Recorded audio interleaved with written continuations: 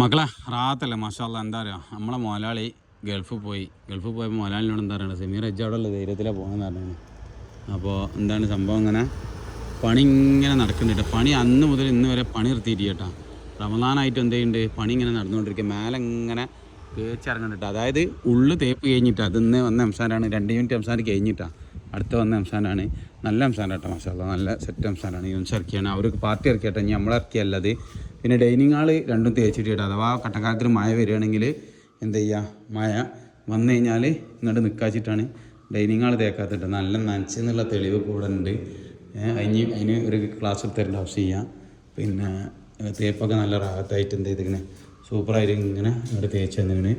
പിന്നെ ഈ റൂം തേച്ച്, ഇവിടെ തേച്ച്, ഇനിയിപ്പോൾ ഈ പാസേജ് ഈ കോണിയിൽ കൂടെ ഈ റൂമിൻ്റെ ഉൾഭാഗം ഈ കൂടിൻ്റെ ഉള്ളിൽ ഇങ്ങനെയൊക്കെ ഓരോ ഭാഗങ്ങൾ ഇങ്ങനെ തേച്ച് വിടാണ്ട് കേട്ടോ. ചെറിയ ചെറിയ തേപ്പുകൾ തേക്കാണ്ട്.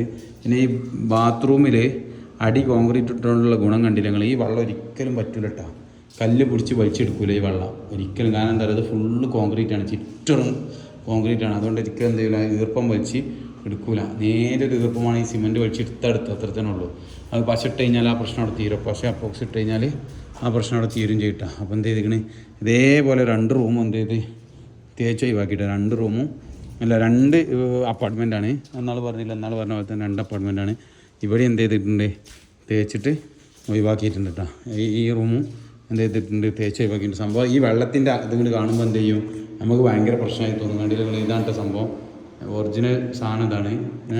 ഇപ്പം മേലേക്ക് നോക്കിയാൽ അറിയാതെ ആൾക്കാർ തേച്ചതിനെ പുതും ചട്ടത്തിൻ്റെ കാര്യങ്ങളൊന്നും ചെയ്യട്ടെ. അത് കാണുമ്പോൾ നമുക്ക് തോന്നുന്നുണ്ട്, പക്ഷേ എടുത്ത് നോക്കുമ്പോൾ കേട്ടോ, മൊബൈലിൽ കാണുമ്പോൾ ചിലപ്പോൾ ചിലർക്ക് തോന്നുന്നുണ്ട്. ഇതണ്ട, ഇതൊക്കെ നല്ല വൃത്തി തേച്ചിട്ടുണ്ടാകും.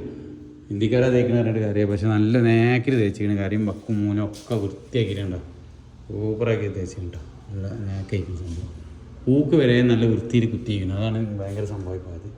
ഇവിടെ ഈ സംഭവം മേലെ പരത്താൻ വേണ്ടിയിട്ട് വലിയ പൊടിയാണ്. ഇത് എടുത്തിട്ട് വേണം എന്ത് ചെയ്യാൻ, മേലെ പരത്താൻ.